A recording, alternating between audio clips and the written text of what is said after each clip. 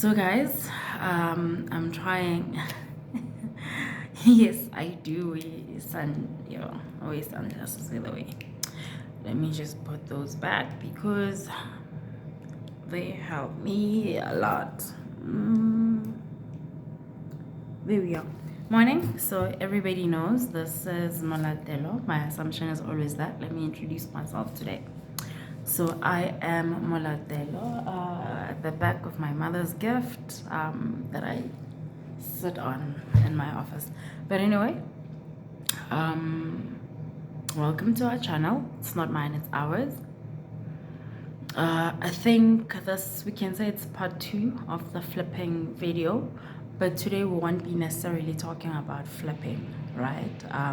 We'll be talking about the second part whereby the gentleman, it's a guy, yes, asked me about would it be more lucrative to use the 200,000 towards building back rooms. So in my head, how I conceptualized the question was to take it as that the question is what is more lucrative with less risk between flipping, using the capital to flip, and actually building back rooms, right? So the beauty about property, because in this case, the assumption is that the person wants to go into property investing, not necessarily buying a primary home. It's the fact that you should think of it as an investor. It's not what you're buying, it's how much it's making for you. So what do I mean? I mean that both strategies, if they are lucrative for you, then that's what will guide you better, right? You would have to understand the costs that are associated with building those rooms, the operational costs, which are your expenses on a month to month, and eventually get your net profit, right? And then with flipping, you'd have to understand how long you'd have to hold and how does the profit model work out. If you're holding it for 6 months, if you're holding it forever to release equity. So those kind of conversations are important for you to understand which strategy will yield the best results for you. What do I prefer? I think that was the other question that was posed. What would I prefer? My lipstick needs to be... So guys, I'm very random, but anyway, what would I prefer? I don't think I have a preference. I think I'm out to make money.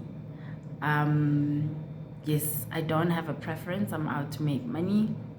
I've been quiet in the property space because of my studies, not because it's not profitable. But I think one lesson that I have learned that I would like to share with this great person is there's a saying in property that you make money from day one. So what does that mean?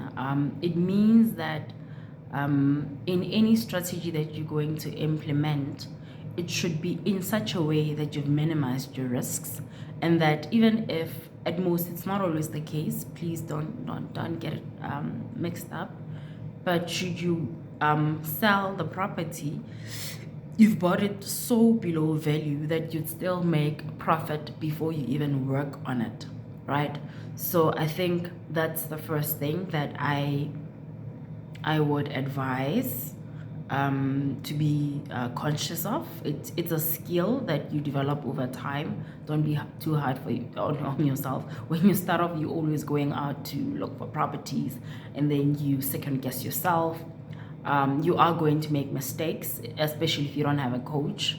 I'm not saying get a coach. I'm saying having a coach gives you a greater advantage, someone that holds your hand. That has been very instrumental in my career, and having friends that are in the same field.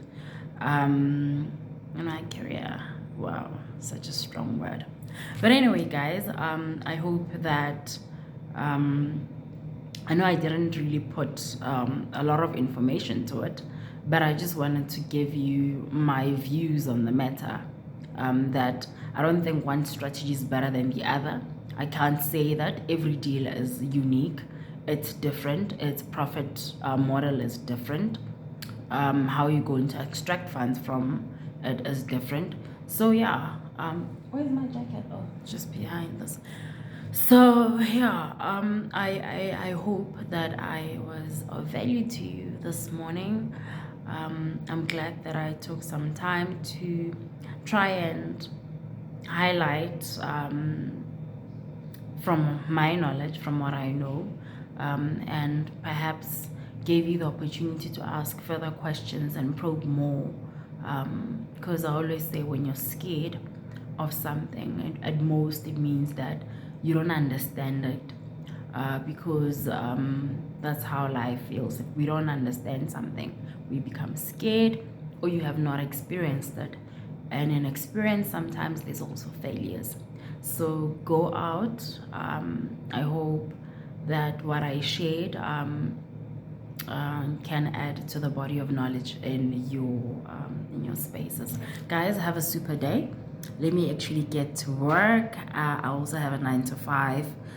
So let me get to work. I have some stuff on my table. So yeah, I wish you guys an awesome day. Thank you for listening.